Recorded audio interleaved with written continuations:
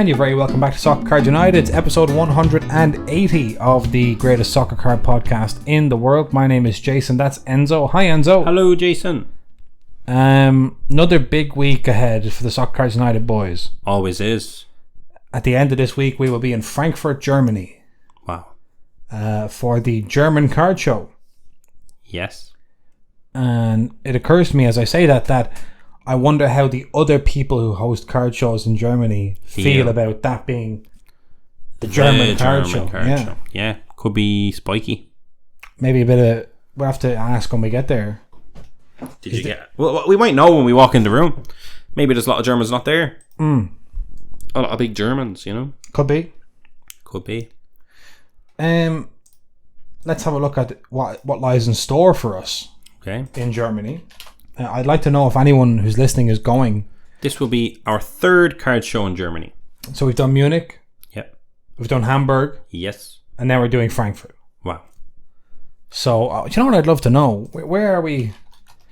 Just so we have an idea of the geography of it. Yeah. You want to pull it up on the map? I want to pull up the map, have a look, just because, you know. Have you ever been to Frankfurt? No. Have you ever been to Germany prior to the card shows? Yeah, I was in Hamburg. Oh yeah, true. Ever in Berlin? No, never been to Berlin. Wow. So let's have a look and see here. What's all that? So, here's Germany. Yeah. Here's Hamburg up here. Oh yeah, this is the full. Oh. Here's Frankfurt. Fancy. And here's Munich. So we've done quite a spread. Yeah. This is the most central? This is the most central, yeah. If you were to drive, we could do it if they had all been on the same day. A European trading card tour. Yeah. Hamburg, Frankfurt, Munich. If they were all the same day, how long would that take to drive? 9.5 hours. We'd miss one of the shows. Be a disaster. But so we've been to the very tippity-toppity top of Germany in Hamburg. We've been to the top. We've been to the bottom down there, the border of Austria and Bavaria, Munich. Okay. And now we're going central Germany, Frankfurt. Are you excited? Very excited. I know it's up here. Berlin is up here. We need to kind of get up there to East Germany. The Berlin card show. Yeah.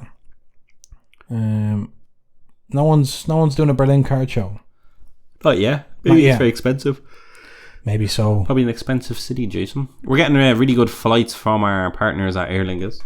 Yes. We have airspace going to Frankfurt. That's the fanciest tier of Aer Lingus travel we've done so far. Yeah. Because they don't, on normal Aer Lingus flights, on like European short haul flights, there is no first class or business class. So we just have we get some benefits. So the benefits we're getting on this flight, Jason, buckle up, get ready for this. In case you're feeling a bit tired heading into Friday. Yeah. We get to sit front row of the plane.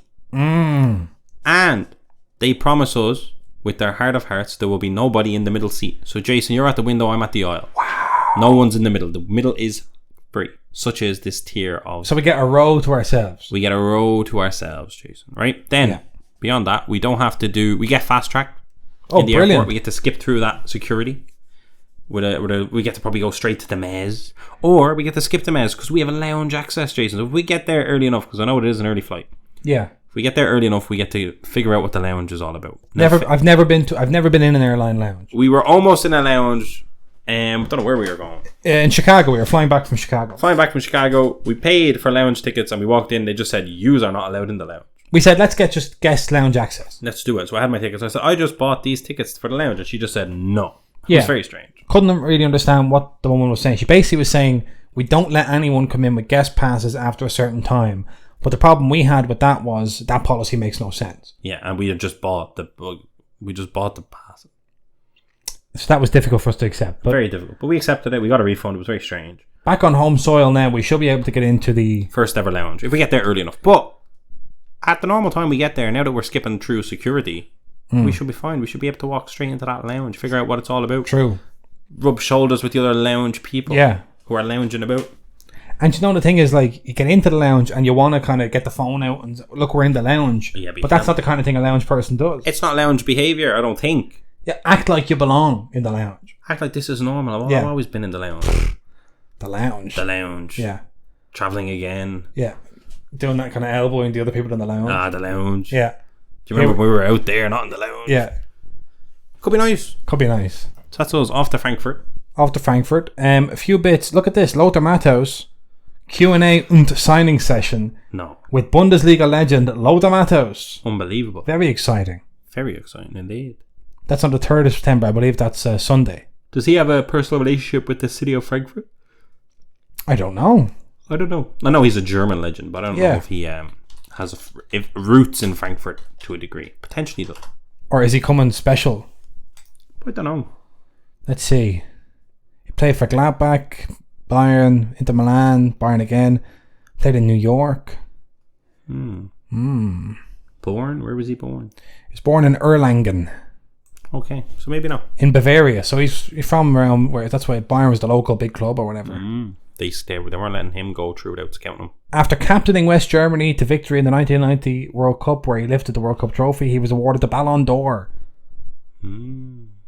Incredible. I have a really old sticker of his. I might bring it and get it to sign it. Und signing. Diego Maradona said, he's the best rival I've ever had. I guess that's enough to define him. Very exciting. Top quality player, Jason. Lothar Matthäus. That's great. That's brilliant. So hopefully we get to do that. Although we might be at a table. Yeah. We're set up. We have 3 tables, Jason. I don't think we're going to be able to stand in line to get a autograph. Maybe he'll come around. I'd like to think he will. Yeah. I'm sure he will. Just for anyone that might be going to the German Card Show, there's a floor plan, and you can find us here. Look at that. Oh, Des Soccer Cards United. Yeah. 126 to 139. That's us. That's us. A lot of other people here. Vought, Trace and Chase, CGC. I don't think I've seen Trace and Chase at a show before. Like with a table. Yeah. Maybe not. Be good to see the lads. I saw them in Chicago. See Dave and Adams are there. Dave and Adams are there. Our old mates, Dave and Adams. King of Hoops from Budapest. eBay, German. Yeah, so very exciting. Very good. Come say hello to us. Table 126 to 139. That's our old logo, yeah. They're trying to undermine us. That's terrible. They're trying to embarrass us. I'm not feeling embarrassed. So Frankfurt, very excited for that. We'll have all of we're doing Bundesliga stacks again. Maybe. I just found an insane It's going to be a tough week. amount of Bundesliga cards. It's going to be a tough week putting all that together. Yeah. What did I find? I found an of 25 Musoni Akate Chrome Auto. Great. From I think his first year of Bundesliga Chrome. That's Jude class, isn't it? Jude class, yeah. An of 50 Wataru Endo Match Text Bundesliga Chrome. Liverpool's finest player. Yeah.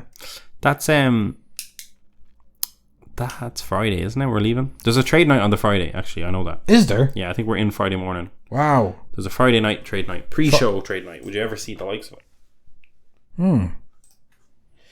Right, so that's a bit of work for me to get that together. You're going to put all of our stuff together. Yeah. But it's not just Lothar Matthäus, by the way. Special guest, Kasim Edebali, former NFL pro. Wow. Football bromance. Former New Orleans Saints player, known for football bromance and his riveting commentary on the ELF at RAN. I don't know what any of that is. That all goes over my head, Jason. A meet and greet session. That's pretty nice. I mean, they'll love that because big NFL crowd in Germany. But I'm there for Lothar Matthäus and Lothar Matthäus only. Do not attempt to introduce me to any other special guests. No. Okay, out today, Stadium Club Chrome. Now, I have to say, Stadium Club Chrome is year on year probably my favourite set. And I mentioned I came across a few boxes of cards that I had. Yeah. And a lot of them were base cards. And the only set of base cards that I really enjoyed looking through was the Stadium Club Chrome base cards. Makes sense. Beautiful imagery. First year, I think, of Stadium Club Beautiful Chrome. photography, should I say. Beautiful photography. Look at Neymar shushing. Shh. Kaka's saying, I belong to Jesus. Neymar's saying, shh. Don't tell anyone. So we got some more great photography. Luka Modric, Gavi, Renat. I'm always confused about the inserts in Stadium Club. Yeah, I was about to say that. What's going on there? You have a set with the most beautiful photography ever, and then you create inserts that do not follow that trend of that photography for no reason. It's very strange. Very strange. Like, what is the? I mean, they're not new, but It's always just weird. Like championship contributions, glimpses of goal, they're always non-photography. Yeah. It's very strange. I suppose you have to have something. It's a bit different, I suppose, but it's not great. If Marco van Basten stretching it out. Love that. Oh, Haaland, De Bruyne. But that's a classic example of non-photography. Yeah. Why not have the two of them doing something crazy on the pitch together, which they've done all season? Beam Team is back. Beam Team is back. But one of the most exciting things is the presence of Ronaldinho. Ronaldinho Gacho. Ronaldinho. I believe he is a Barcelona kit only Ronaldinho in this one. I'm pretty sure. Right. That is true. Based on this image. There he is, look. I'm pretty sure it might have said so in the checklist as well. I'm not 100%. Unbelievable. What a player. Unbelievable. We are excited to see his autograph cards because that means Tops have him as a signee, which means we might get more Ronaldinho autographs, which of course people get scared about. People go, Ronaldinho autographs are going to go down in price now. I don't understand why they don't super short print when they get new signees. What do you mean Ronaldinho autographs are going to go down in price? Well, people think that his former autographs are going to reduce in price now that the supply is going to be really high. Oh. That's basically it. But sure, yeah, I know. Still Ronaldinho. Yeah. People also complain that Ronaldinho's not on any set, so it's like you can't have both. Yeah, cannot make people happy. FC Barcelona. Oh, look at this. Until he appears in a Milan kit, I won't be happy. Continue. Look at this from Cardboard Connection. I haven't seen this. This is news about the website where we get the news. They've done a team checklist thing where it says by team who's in it. That's very, very useful. Is Ronaldinho in there for Milan at all? No. No. Just in Barcelona, which he recently came out and said he was at his happiest in his life as a Barcelona player. Which makes sense. Arsenal in there, Dortmund, Celtic, Chelsea, Barca, Bayern, Inter, Fenerbahce in there with Arda Güler. I was going to say, that's really good. I was going to say, this is such a good representation, like a physical... Like, you see how many Barcelona players there are, and then you'll get to somewhere like Benfica, and there might be very few. It's a good exercise. Yeah. It's very interesting. PSV have a good amount of that'll definitely help breakers as well. Yeah, I enjoy that a lot. Thanks, Cardboard Connection. Thanks, guys. I should probably show people what I'm talking about for those on the YouTube. Right. So, very exciting to see what happens to Stadium Club. I believe there's going to be blasters as well. Or Megas. There was a different name for them this year. Giant boxes, I think they were called. Giant? Yeah, it was very strange. Giant boxes. Mega boxes. Yeah, did you see that? I don't know. Click on that. What's that called? Giant boxes. Yeah. That's weird. Mega boxes are now giant boxes, and or someone translated that from a different language and made a mistake. But there you go.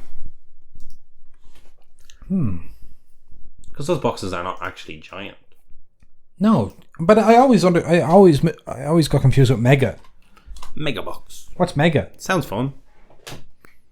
Oh, I've just gone to the link to the game website and it hasn't worked. They're basically blasters, but they're a bit better than blasters for some reason. Right. One sequential numbered parallel in every box. Okay. So we have parallel. Here we go, look. Potential autograph chase. You see that at the top. So if you're in the UK, this is on game.co.uk. Find 4 exclusive blue prism refractor parallels inside. One numbered parallel every box. Autograph chase. Yes. Who's that? I don't know. That's exciting.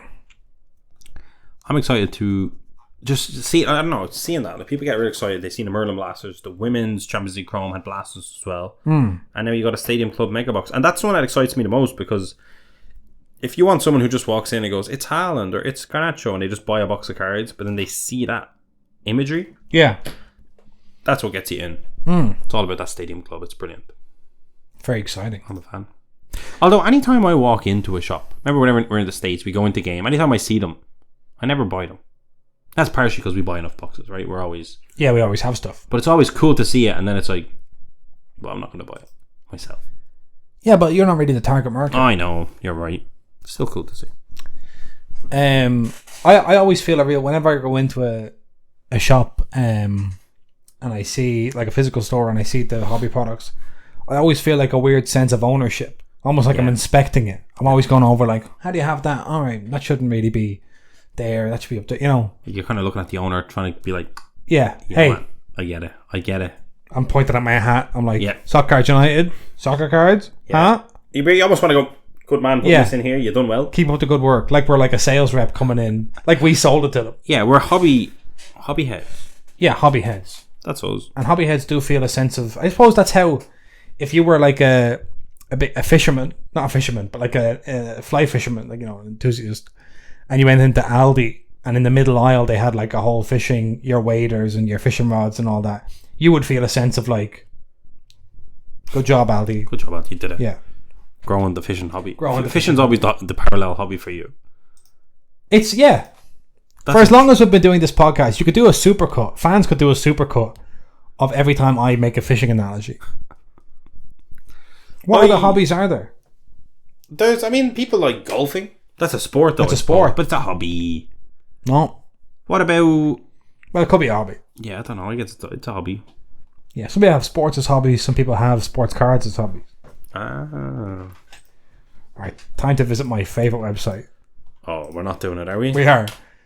It's time for sportscollectorsdaily.com. But it's not Rick Mueller. It's not Rick, no. Oh. Rich has been busy. He's been busy because all this Fanatics Panini thing is... He has people working around the clock. Raging on. So people may have heard that the NFL Players Association have suspended their contract with Panini. And Bob D'Angelo, who is Rich's capable deputy at Sports Collectors Daily, has been doing some great work on this, including interviewing this man, Armin Vartian, who's an attorney specialising in art and collectibles, about the whole thing. So just to quickly bring everyone up to date, right? This is from sportscollectorsdaily.com. The ongoing legal battle between Panini America and Fanatics is fascinating fodder for card collectors. Attorneys watching from the sidelines are also intrigued by the NFLPA's sudden decision to terminate its trading card deal with Panini 3 years before it was scheduled to expire, opting instead to immediately go with Fanatics.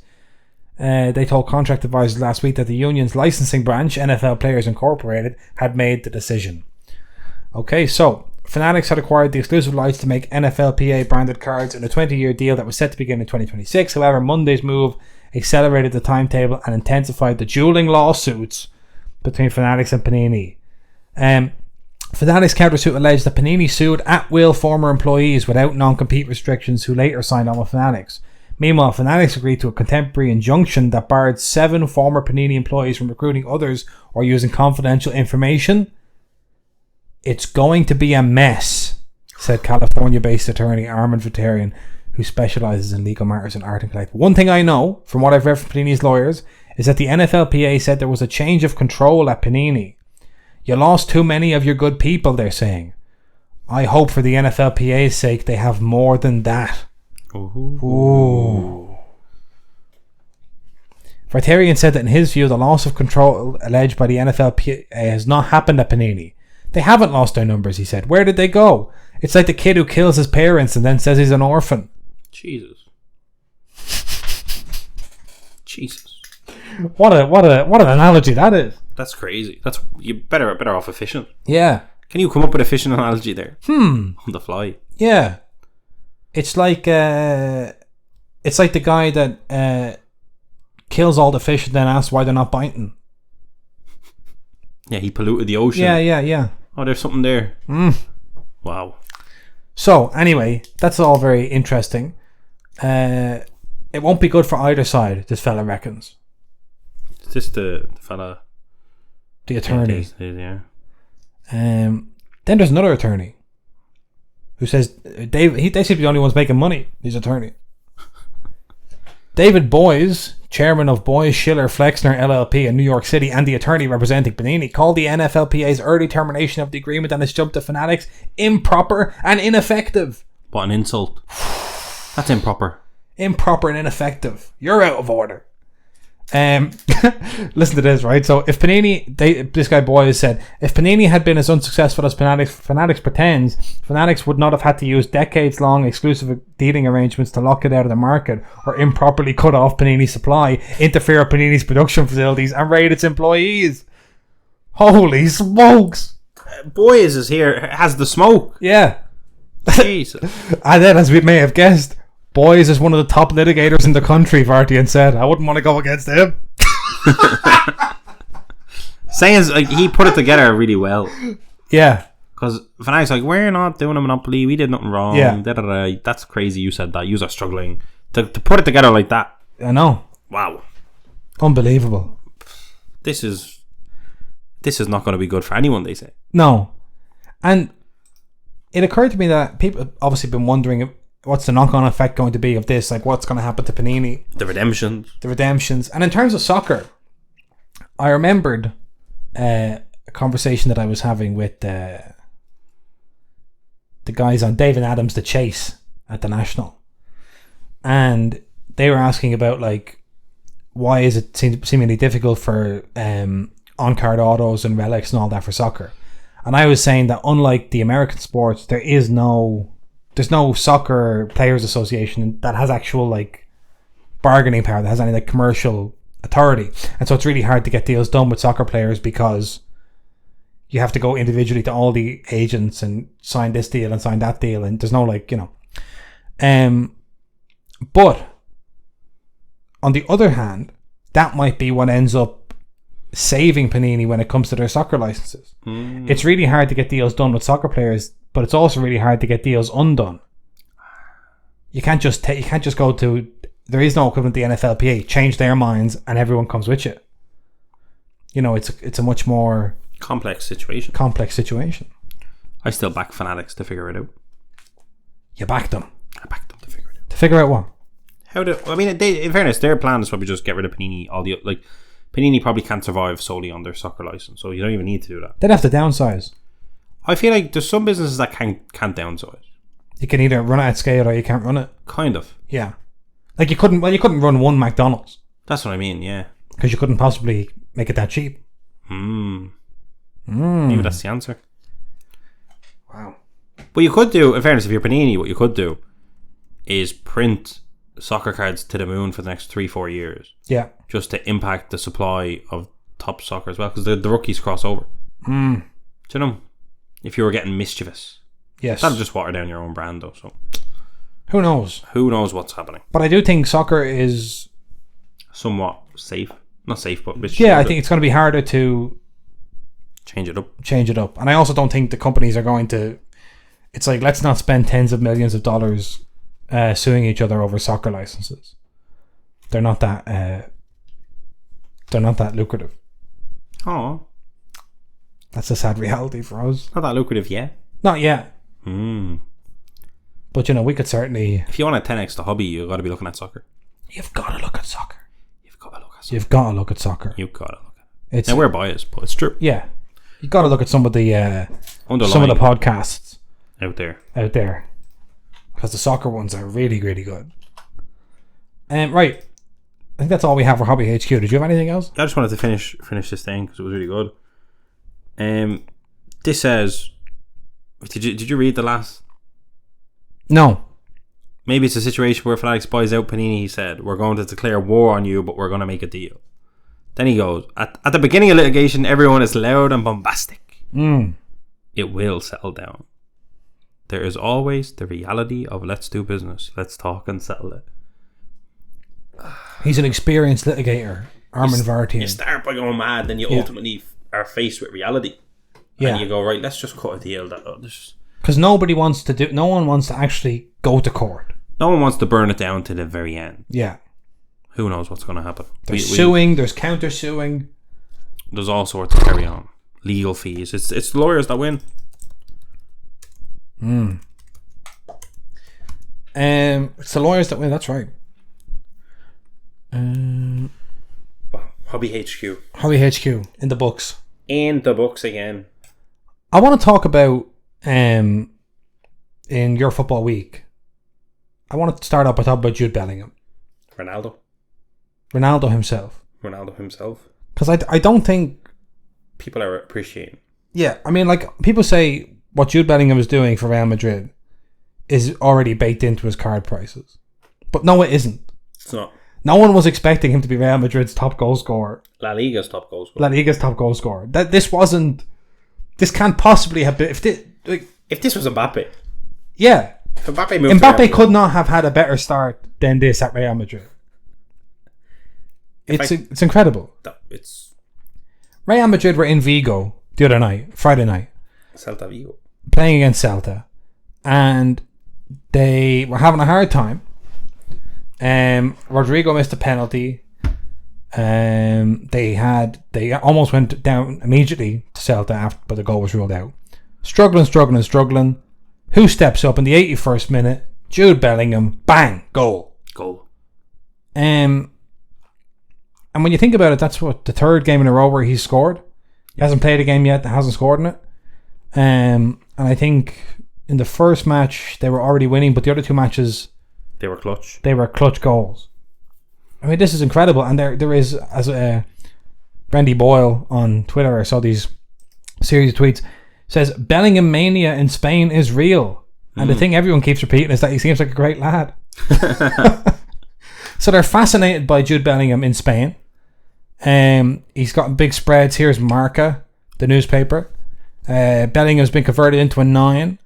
The reference for the attack of Real Madrid. They're talking about him again. A solution and whatever a tapadera is. Quote from this: if he moves like a centre forward, arrives in the right place like a centre forward, and finishes like one, then he must be a centre forward. But he's not. So the media in Spain are like, this guy's unbelievable. What is he? Who is he? Yeah. If he walks like a duck, he quacks like a duck, he must be a duck, except we know for a fact he's not a duck. He's not a duck. He's a box-to-box midfielder. That's no duck at all. Yeah. Look at that. There he is. There's his stats. Bellingham mania is the best way to say it, Jason. Talking about him winning the Pichichi, which is the top goal scorer award. Now, obviously, some of these I think are the jump at the gun here. You think a little bit? Yeah. Yeah, you think maybe Robert Lewandowski might have something to say about that? I don't think he's going to get to 20 plus goals in the season, but he's well on course. He's already on 3. I know. You're saying you can't possibly keep up this rate? I'm saying I know he's not a duck. Yeah. But he might be. It's unbelievable. I think, to be honest, when you get to the Champions League games, if he's scoring a big goal in the Champions League game, that's when people pay attention. Yeah. In terms of hobby. And we've seen him have massive performances for Dortmund in the Champions League, running Champions League games when he was 18. When he was a young lad. Yeah. But ultimately, what this is doing, which is something I don't think we've fully seen or appreciated in the hobby properly, which is a superstar player with a superstar rookie. Yeah. Has moved to a big club with a big fan base that now have a reason to care about him and his rookie. Yeah. Do you know what I mean? Like, now there's a lot of Real Madrid fans that are like, give me a high... Obviously, they want a Jude in a Real Madrid kit as well, but in terms of the hobby, there's Real Madrid fans that are now like, give me a high-end Jude Bellingham rookie card. Whereas, like, even with Haaland, with all due respect, he moved to Man City, but there wasn't that many Man City fans that are like, give me a Haaland rookie card. Do you know what I mean? Yeah. This is different. So it's a new euphoria where it's like, and it's the same thing happens, whether it's social media followers or whether it's kit sales or whether it's brand deals. It's like, you've now moved to Real Madrid. Now we can market you to Spain and to Madrid and to these players and these fans worldwide, you know? Absolutely. His stock basically just went up. I mean, just looking at some of his... Now, in fairness, that is offset by the fact that he has a bajillion rookie card. Yeah. But if you look on eBay here, this is just from Saturday and Sunday. Well, this is Friday evening, but Saturday and Sunday otherwise. You have, these are all Jude rookies of all different prices. Yeah. Sales. His sales volume is incredible. Yeah. I mean, the hype is real, that's it. The hype is real. And like, his rookies weren't struggling by any means. Like, if you look, his 101s are some of the most expensive soccer rookies, modern rookies to ever. Yeah. So it was very healthy to begin with. Yeah. And now it's even healthier. He's continuing his just wonderful, wonderful career. Yeah. I mean, there's what? They're base cards. Merlin base cards in a PSA 10 going for $40. Makes sense. Like, it's not, I don't think there aren't many other soccer rookies doing that. No. Incredible stuff. So I'm very excited for the Champions League. And you're excited again that you named an entire rookie class after him? I'm very excited about that, yeah. That has paid off long term. Yeah, huge. we're on the record. We probably have as many mentions of the Jude class as fishing analogies on this show. Wow. Which should just tell you how many we have. It's a lot. So that's Jude Bellingham tearing it up in Spain. Speaking of people tearing it up in Spain. Oh, God. Oh, God. What a transition. Lovely segue. Thank you. Last week on the Q&A show, we got a couple of questions about Lamine Yamal, the young 16-year-old winger for FC Barcelona. Notice that you pronounced it a lot better this week. If you're good enough, they'll learn. Wasn't it? That's like a saying. Yeah, if they're good enough, your name doesn't matter. Yeah, something like that. And the question was, is this guy? I don't know exactly what the question was, but it's basically is he worth the hype? Is he worth the hype? Is he deadly? He's going to put a rookie class on his back. Yeah, and carry it. Is he going to be like Jude Bellingham? And I said, well, I don't really. It's too early to say. What more could he do than Pedri and Gavi, and how good could he be? And we've seen this before, and let's withhold judgment. But then he went and had a cracker performance away at Villarreal, making me look like a gobshite, making you look a fool. Now time will tell. Time will tell, but away to Villarreal having such a performance. Yeah, he assisted a goal on 12 minutes for Gavi, young superstar. Obviously, Gavi, good.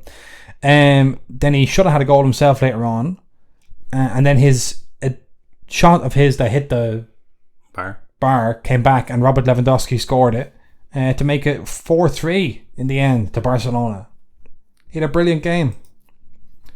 So Lamine Yamal looking like the real deal at this stage. Yeah, looking an exciting quality player. Yeah, we love that. Now I believe does he have a tops now like a debut thing? I believe so. This is something I meant to actually bring up on the show. He might have one of the triple debut tops now things. Where are we? No. He has a Mega Cracks. Okay. From like this season? Yeah. The Spanish are eating up with their Mega Cracks right now. They're saying this guy ain't no joke. I thought maybe he had a tops now, but I guess he doesn't. Oh, but if he's only this season, how would he have it? Because they were doing some. Hang on. So 2023. I don't see anything other than the Mega Cracks selling for 30 plus quid. Oh, I can't find it. Basically, there were some things going on during the summer, which were like tops now preseason stuff, and it was like a rookie, and I'm just like that. I don't know if that's. Let me see if I can find an example. Jason has lost his head. He's talking about something no one has ever seen. It doesn't matter. I'll figure it out. I'll come back to you. Great. So basically, if you get a chance, have a look at Barcelona. Let me see what opponents Barca have coming up. They have away at Osasuna next week, and then at home to Betis. Have a look at a few of the next games. And check this kid out. Check him out. He's good. Because he might be the most expensive break spot come this time next year. Wow. That's true. You're not wrong. We could be looking at, the leader of this new generation. It's tiring to have a new generation every year, isn't it? It's tiring to have the new generation popping up and cropping up as last year's generation boxes are just releasing. Yeah. That's the thing that confuses you. I mean, this guy's only 16. Because mentally I'm like, was he in Topps Chrome? And it's like, of course he's not in Topps Chrome. Topps Chrome isn't out until next August. Yeah. Not great. Well, anyway. Another young Barcelona king for us to chase. Another one. Speaking of young men. Yeah. Out here. Rookie cards galore. Who? This man. He doesn't have rookie cards galore. He has a few. Just has Obsidian. No. Yeah. Is his World Cup not? World Cup Prism isn't. Oh. Mohamed Kudus. Oh yeah, he's part of the Jude class. Yeah. Jesus. Of Ajax Amsterdam has signed for the Premier League, but not for Brighton as rumoured. In fact, for David Moyes' West Ham. They're building quite a squad. They will pay an initial €41.5 million and $3 million in add-ons. Who has for the midfielder who has signed a 5-year deal with the option for a 6th. His final game for Ajax, he scored a hat-trick. Yeah. What a way to leave. Away at Ludogorets. This is very exciting. I mean, less exciting because it's West Ham, but then West Ham won a European trophy last year. They're beating Brighton. They're a big club. Massive club. Mohamed Kudus. No, but like he could have, like I don't want to jinx him, but like when they brought Dimitri Payet to West Ham, he was such a superstar. Like why not? And change kind of the way they played. Why not? Why is he not able to play? Maybe do that as well. Yeah, I mean Lucas Paquetá could potentially be looking at some time on the sidelines for his betting thing. Oh my god! So Kudus would be a fantastic backup. The only thing is at West Ham right now, there's a new sporting director. And apparently him and David Moyes don't really see eye to eye. So I don't know if this is a Moyes signing. Like James Ward-Prowse is 100% a Moyes signing. You know. But I don't know if Kudus is. I'll just see if there's any sales of his... His Obsidian. His Obsidian, no. It's expensive, his Obsidian. Because it's his only rookie. Hard to find. Hard to find. Find one. Is that one there up? Oh yeah, they just haven't sold. Yeah. There's an SGC 10 going for auction. Are yours gone? Did you sell yours a while back? Mine are long gone. Nah. Long gone. That's how ahead of the game you are. Yeah, I bought and sold them years ago. So that's exciting. And then just to mention that everyone's talking about Arda Güler in Merlin, but there's also Victor Boniface in there for Union Saint-Gilloise in Belgium last year, who was a top performing striker for them and for Bodo Glimt in Norway before that. And he signed for Xabi Alonso's Bayer Leverkusen over the summer. And he scored 2 goals in a Bundesliga win over Borussia Mönchengladbach the weekend for Leverkusen. Okay. So watch out for Victor Boniface. Could potentially be top striker. Top player. I think he's only 20. Click on him there. 2. So 22, yeah. But you can see his career. Oh my word! There we go. 21 goals in 65 games for Bodo Glimt, 17 and 51 for Union Saint-Gilloise, and 3-3 for Bayer Leverkusen. Okay. Maybe hitting some form. Maybe hitting some Bundesliga vibes on his way to a bigger move. Getting supplied by Florian Wirtz. It's all happening at Leverkusen. It's all happening at Leverkusen. Granit Xhaka at Leverkusen as well. Quietly going about his business. Yeah. Watch out. So it's another one to... I feel good that the club season is back. Yeah, you're back on it. I feel back on it. I feel like, I'm back doing... I'll be remiss to not point out that Frosinone, for the first time since 2019, have picked up 3 points in the top flight of Italian football by beating Gasparini's Atalanta. Yeah. Unbelievable. Really, really good. Celebrated it like we won a trophy. Absolutely. Me a little bit. Huh? Concern me a little bit. Oh, don't celebration, please, Diz. We have 36 cup finals left, they say. Yeah, this was massive. Huge. Atalanta, I mean, I've seen Atalanta chew up and spit out every team in the league. Including us, like 5-0 back in the day. This was an unbelievable win. Unbelievable. They played with all the confidence that they played with against Napoli, except this time it worked. Unbelievable. It's hard to make it work against Victor Osimhen. Yeah. But I think next week it's an away trip to Udine. Oh, okay, massive. So like you get 3 points there, you're on a bit of a roll. Yeah. You're getting excited. Well, you win your home games, you pick up your points against your close guys. And who knows? Harawi scored again. He's unbelievable. Now don't invest in him, boys, but he's unbelievable. We just signed Paul Lirola from Marseille. Bulk up to defence. I've seen a lot of people in Marseille when Fabrizio Romano gave it "Here we go." Yeah. A lot of people were like, "Thank you, Frosinone, thank you," and I was like, "Oh no, not one of those signings." Yeah, well, but you never know. In Italy, things can change. Yes, we've seen many people revive their careers in Italy. Matthias Sule, we're thinking about from Juventus. Cow George. We have quite an interesting little squad. I was going to call them Rugrats. Yeah, it's. I think ultimately it's all in the hands of the manager. Yeah, the style of play is what will keep us up. If and the style of play is brilliant. It's unbelievable. I've never seen it. I've never seen the likes of it. It's like I can't even describe what it's like.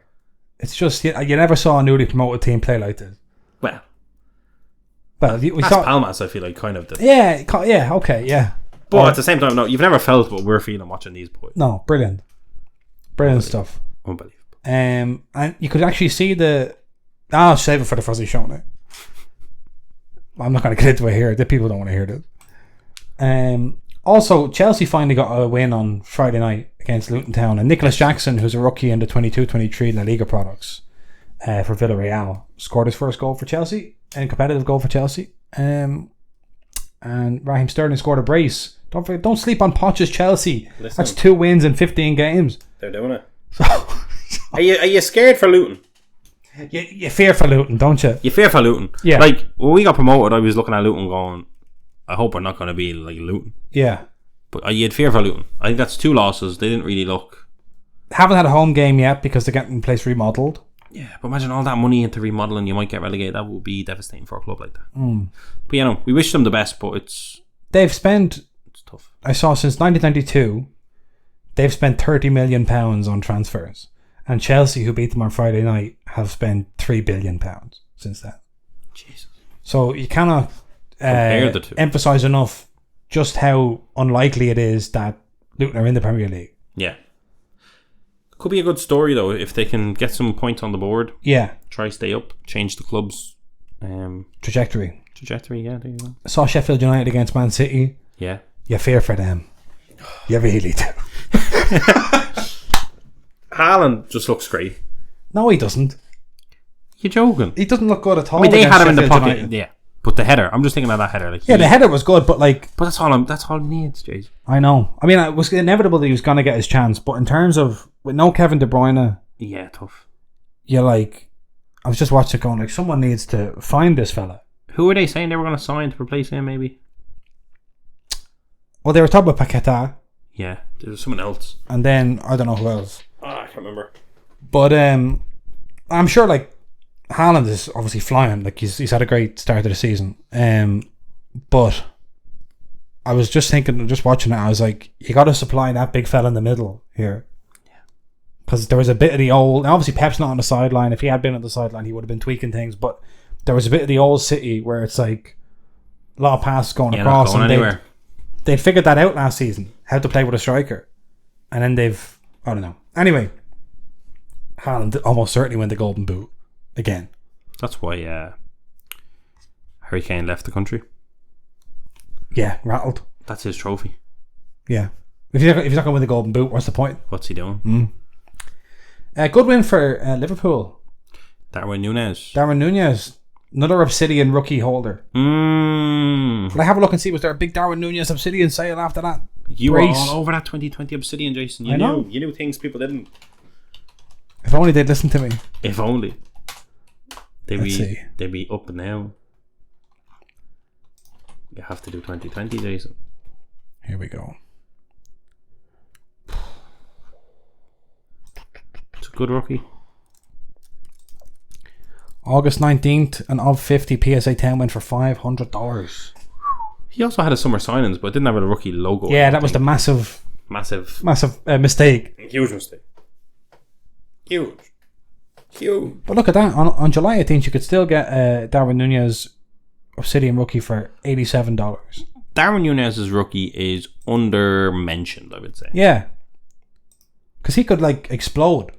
Potentially. They might not. Probably won't. But he could. But also, Obsidian's always kind of very set as well. A lot of people don't like it. A lot of people like it. Red Flood, somebody has up PSA 10 for $10,000. What is it? A Sam Kerr? They know what they have. A Sam Kerr. My God. The male Sam Kerr. Well, anyway, he wishes. I think that's us. Lads. We have a busy week ahead. We're doing all sorts. We're doing all sorts, people. Yeah. You don't even know the half of it. We didn't cover the women's, this Rubiales fella.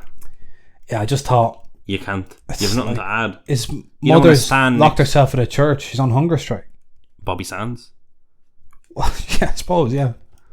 Wow. The Spanish Federation has asked UEFA to expel them. From UEFA club competitions? From everything. The Spanish Federation have said to UEFA, we're currently being illegally taken over by the government in Spain. you need to expel us from UEFA, which would mean no European club competitions, no Spanish national team performing internationally. What does that do to next year's products? I don't know. What if Yamal doesn't get a rookie card? Because of Rubiales kissing Jenny Hermoso. Because Bane won the World Cup final. The butterfly effect. Alright, we're back on Thursday for more Soccer Cards United. In the meantime, have a great week, everyone.